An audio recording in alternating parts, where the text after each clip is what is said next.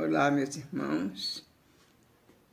Mais uma vez estamos aqui reunidos, em nome de Jesus, e para atender especialmente aos irmãos da Casa União Cristã Espírita Amor e Verdade, essa casa abençoada, que nos convida para fazermos esse pequeno trabalho e agradecemos muito esse convite.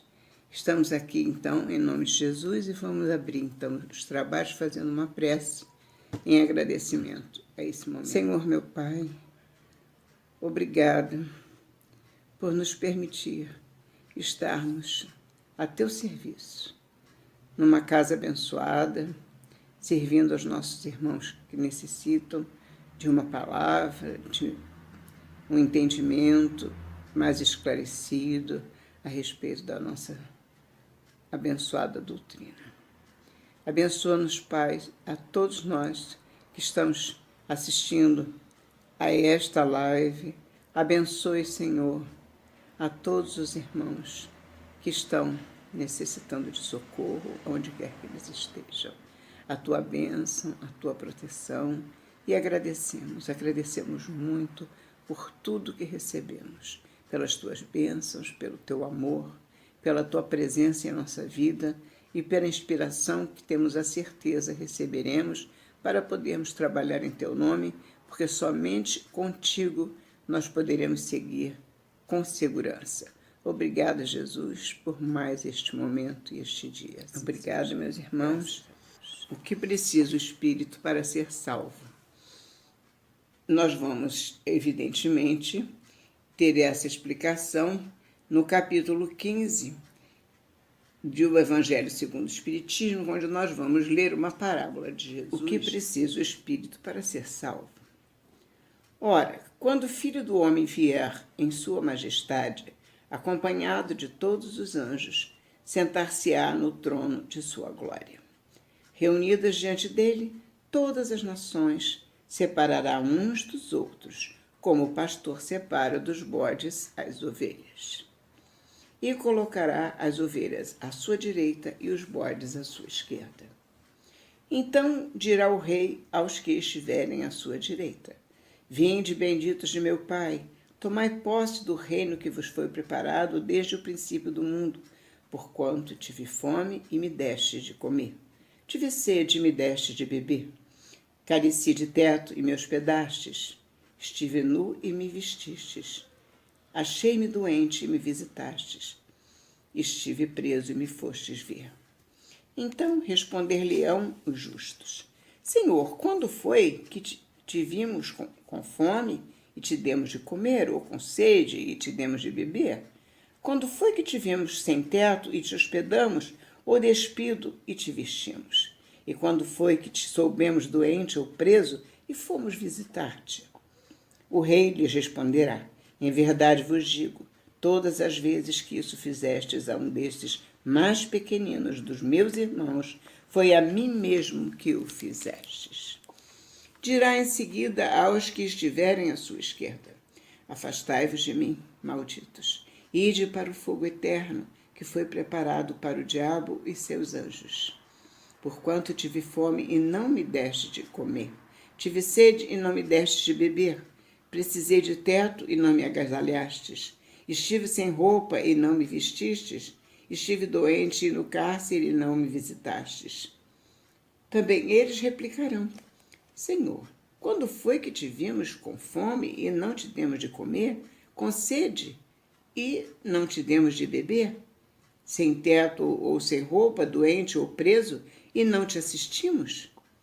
Ele então lhes responderá: Em verdade vos digo, todas as vezes que faltastes com assistência a um destes mais pequenos, deixastes de tê-la para comigo mesmo.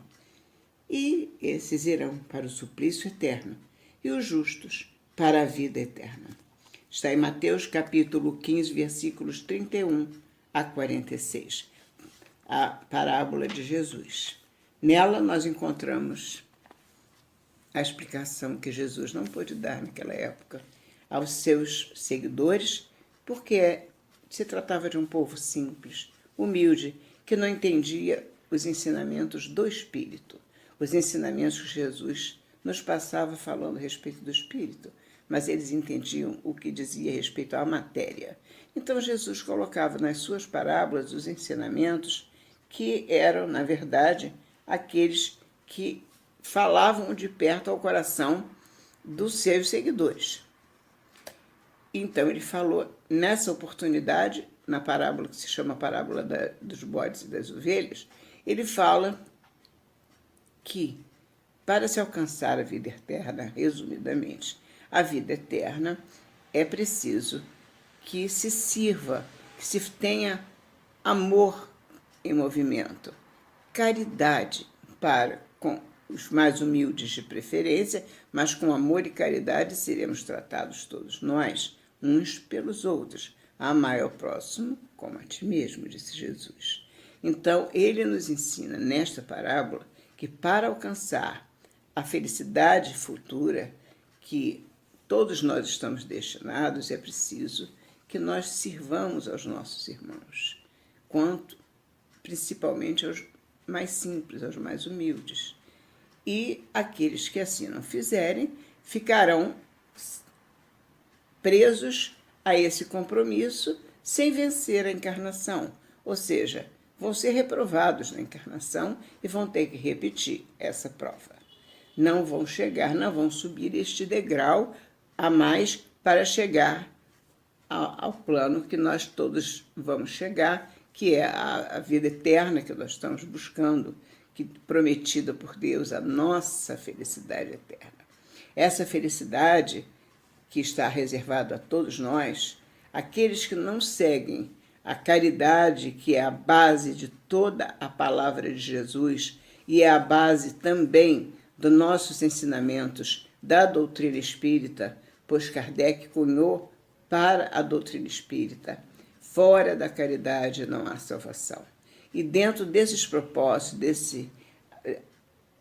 dessas justificativas todas da caridade, nós temos que ver que a caridade é o oposto do egoísmo, do orgulho. O egoísmo e o orgulho levam o homem à perdição, porque ele se afasta das leis de Deus. E no momento em que o homem se afasta das leis de Deus, ele se compromete.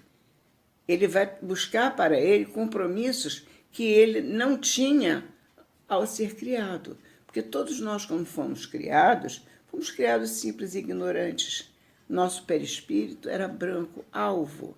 E esse perispírito alvo era acompanhado, o nosso espírito era acompanhado no nosso livre-arbítrio. E com o livre-arbítrio nós praticamos muitas situações que nos levaram a burlar as leis de Deus. E no momento em que nós agimos contra essas leis, nós fazemos um movimento contra a palavra de Deus. Porque a palavra de Deus é o amor. A palavra de Deus é praticar caridade para todos os irmãos necessitados. Não só os necessitados, mas amar ao próximo como a nós mesmos, especialmente os mais necessitados. E nesse momento nós temos que buscar essa felicidade futura quando fizermos o bem. No momento em que nós não praticamos o bem e não servimos a Jesus através dos nossos irmãos, nós estamos errando em nos ajustar às leis divinas. Essas leis estão no capítulo 3º do Livro dos Espíritos. Kardec nos mostra as 10 leis que estão cunhadas nesse capítulo 3º e que nos mostra na última lei que ele elencou, tem a lei de justiça, amor e caridade. E a caridade, dessas 3, ele ainda diz, nós temos essa afirmativa. Dessas 10 leis, a mais importante é a lei de justiça, amor e caridade. Por quê? Porque sem caridade, nada teremos, não temos nada. Nós não temos nada. A caridade é realmente a que nos leva a todas as virtudes. É realmente a lei que nos leva a todas as virtudes. É a lei de caridade. justiça, amor e caridade. E a caridade sustenta-nos contra todos os vícios. Por exemplo, nós temos muitos vícios a nos cercar. Nós vivemos num mundo material, mundo de provas e expiações, e nesse mundo existem muitos vícios a nos chamar, a nos convidar. Nós temos um vício que é o vício do apego. Ele é um vício. E esse vício nos leva a dificuldades muito grandes, não só no plano material, mas também depois da vida material. Depois que desencarnamos, nós levamos conosco esses problemas que nos trazem muitas dificuldades, porque não sabemos viver sem aquele objeto, aquela pessoa, aquele bem, porque nos apegamos de tal maneira que pensamos que nos pertencem, e na verdade nada nos pertence. Sequer o corpo, nosso corpo nos pertence. Nós temos um corpo que é emprestado por Deus. Quando reencarnamos, temos uma casa que moramos, tudo nos é emprestado. As roupas, tudo, não temos nada, porque como nós vamos partir? Nós vamos carregar alguma coisa conosco? Não, nós não vamos carregar conosco. Então, o que vai ficar aqui foi apenas empréstimo, que nós usamos e devemos usar com parcimônia, porque não devemos abusar, tudo deve ser o necessário. O livro dos Espíritos também nos fala do necessário e do que não é necessário, do que é a mais do que o necessário, que seria o abuso, não o uso. E o abuso realmente é contra a lei de Deus também. Nós temos que usar com parcimônia, dentro das nossas necessidades. E quando nós usamos dentro das nossas necessidades, nós estamos respeitando esses princípios. E esses princípios nos mostram que a doutrina espírita nos ensina largamente. Kardec nos mostrou com toda simplicidade qual é o objetivo da doutrina espírita quando ele pergunta como se reconhece o verdadeiro espírita. E os espíritos superiores respondem pela sua transformação moral e pelos esforços que empreende para alcançá-la. Esse é o verdadeiro espírita. E quando esse ensinamento é dirigido ao espírita, ele pode ser alargado também àquele que conhece a doutrina espírita, aquele que é simpatizante da doutrina espírita, aquele que ama o próximo. Ele não precisa necessariamente ter compromisso com uma casa espírita para amar o próximo. Todos nós somos irmãos, somos filhos de um mesmo Pai, irmãos em Jesus Cristo. E por Ele nós estamos aqui a serviço, nós não estamos a passeio. E temos que praticar a caridade. A caridade não é só material. A caridade material é a mais conhecida. Quando se fala em caridade, logo se imagina, não, mas é caridade material. Não, nós podemos ter e praticar a caridade para com os nossos semelhantes, nos oferecendo para emprestar os ouvidos quando o irmão necessita de desabafar, de deixar um momento para falar de si mesmo. Podemos ajudar nesse momento, podemos servir, podemos prestar a caridade. E também podemos prestar a caridade de muitos modos, dando um alimento, dando o que beber, visitando alguém no hospital, um doente, um parente, um amigo, um irmão ou até mesmo um estranho. Quantos estranhos ficam que não têm família, que ficam sozinhos nos hospitais e que precisam de ter essa companhia? E quantas pessoas, irmãos nossos de doutrina, que vão e seguem os hospitais, muitas vezes, para visitar esses irmãos que não têm quem os visite. Isso é uma caridade imensa e não custa nada. Então, nem toda caridade tem a ver com o dinheiro. O dinheiro em si não é um mal. O dinheiro é um elemento de progresso, inclusive, mas a aplicação que se dá a ele é que é importante. Nós vamos aplicar na caridade, ele é muito útil. Se ele é aplicado para suprir as nossas necessidades, ele também é muito útil. É preciso saber como você aplica. Agora, a caridade não se baseia no dinheiro. A caridade se baseia no amor. É o amor em movimento. Nós estamos doando aos nossos irmãos o nosso coração. Aquilo que vai no nosso coração, que é o nosso amor. Então, o nosso amor pode ser dividido em muitos momentos, em muitas situações. Todas as vezes que nos doamos aos nossos irmãos, nós estamos servindo. E ao servir, nós estamos praticando a caridade. E ao praticar a caridade, nós estamos amando. E estamos seguindo a vontade do nosso Jesus, que tanto fez por nós, que tanto nos ensinou, que deixou, não escrito, mas deixou tudo o que nós precisamos saber, Jesus nos disse. Ficaram para a posteridade.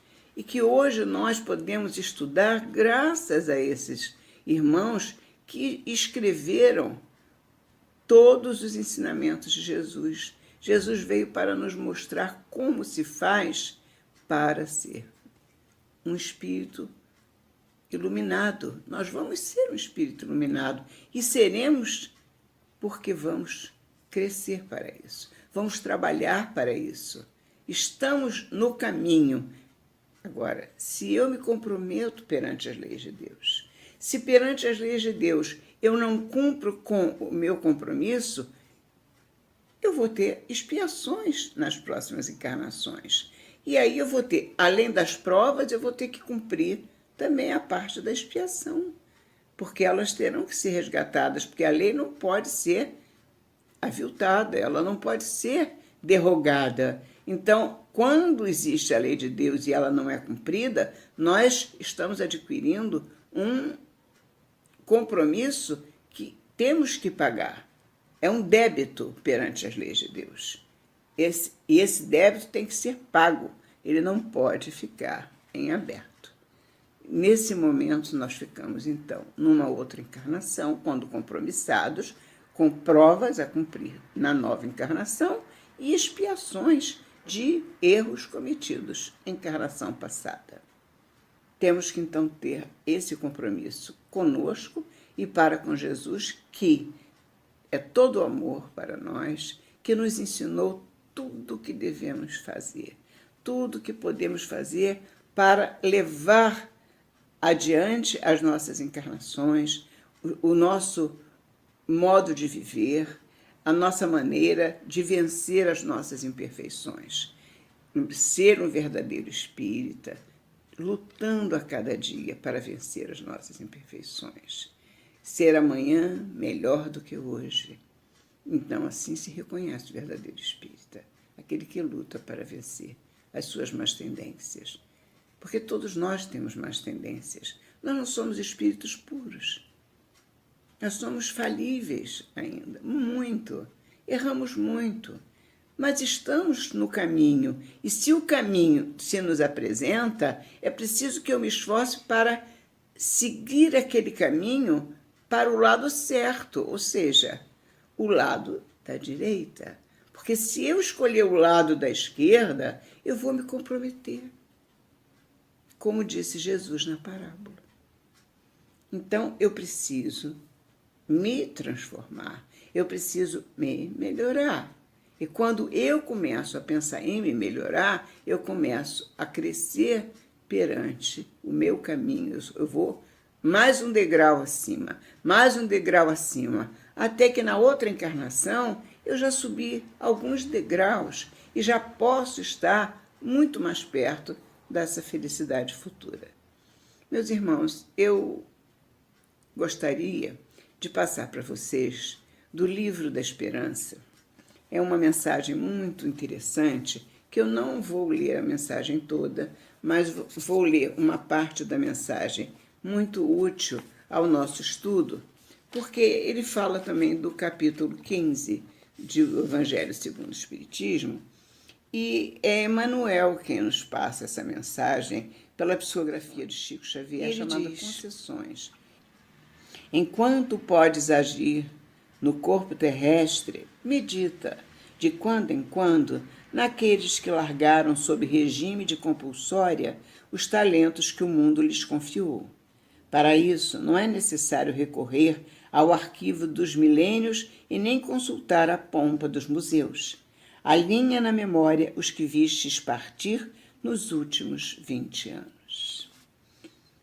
Não apenas os dons da inteligência, mas também o corpo físico, as vantagens diversas, os patrimônios afetivos e até mesmo as dores que te povoam as horas são recursos de que te aproprias na terra com permissão do Senhor para investi-los na construção da própria felicidade. As leis que vigem no plano físico são fundamentalmente as mesmas que orientam as criaturas no plano espiritual. Um empréstimo fala sempre da generosidade do credor que o concede, mas revela igualmente na contabilidade da vida o bem ou o mal que se faz com ele. Emmanuel.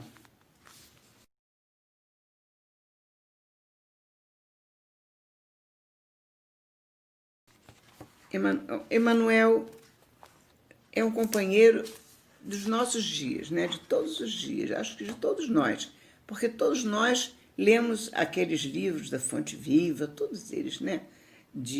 Psicografados por Chico Xavier, e Emmanuel nos traz, como todos os amigos espirituais que vieram também por Chico Xavier e outros irmãos, como Divaldo, que nos trazem muitas lições. E essas lições são todas para o nosso uso, para que nós possamos praticá-las. Vamos fazer com amor e sabendo que fora da caridade não há salvação.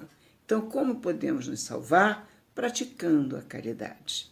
Praticar a caridade é tudo que nós podemos fazer em agradecimento ao que o Cristo tanto nos dá, em amor, em saúde, em força, em coragem. Vamos fazer a nossa prece de encerramento para agradecer esse dia que estivemos por alguns minutos juntos, mas agradecendo porque fomos muito abençoados em estar aqui uns junto com os outros, embora distantes, mas presentes por nos vermos. Vocês me vendo e eu vendo a Jesus, que estou vendo vocês. Vocês, para mim, são os meus irmãos em Cristo Jesus. Obrigada, meus irmãos. Vamos fazer a nossa prece de encerramento. Jesus, Mestre querido. Obrigada, Jesus, maior luz descida da casa dos homens. Obrigada por mais esse dia que nos concedestes, por misericórdia. Acréscimo de misericórdia, o serviço, meu Pai, e a bênção de poder estudar os teus ensinamentos. Obrigada, Jesus, e te agradecemos por todo o amor e te pedimos pelos nossos irmãos que sofrem. Estão sofrendo muito. Pedimos pelo nosso planeta, pedimos pelo nosso país, pedimos por todos os irmãos que precisam de socorro. Neste momento, Senhor, temos a certeza de que Tu estás em cada coração, em cada mente, nos dando a luz que precisamos para encontrar a solução para todas as questões que se fazem necessárias. Obrigada, Jesus, mais uma vez. Obrigada por este amor infinito que nos cerca, nos envolve e nos guarda. E temos a certeza de que o momento que nós estamos vivendo de dificuldade há de passar, porque a Mãe Santíssima, a nossa Mãe Santíssima, Mãe de Jesus, nos disse: tudo passa. Obrigada, Jesus. Obrigada. Assim seja. Graças a Deus. Que Jesus abençoe, proteja, sustente os nossos momentos e que, da próxima vez, nós possamos ter um outro tema que possa ser do agrado de vocês também. Tá bom, meus irmãos? Muito obrigada. Perdoe os meus erros, as minhas deficiências E obrigado mais uma vez. Fiquem com Deus. Graças a Deus.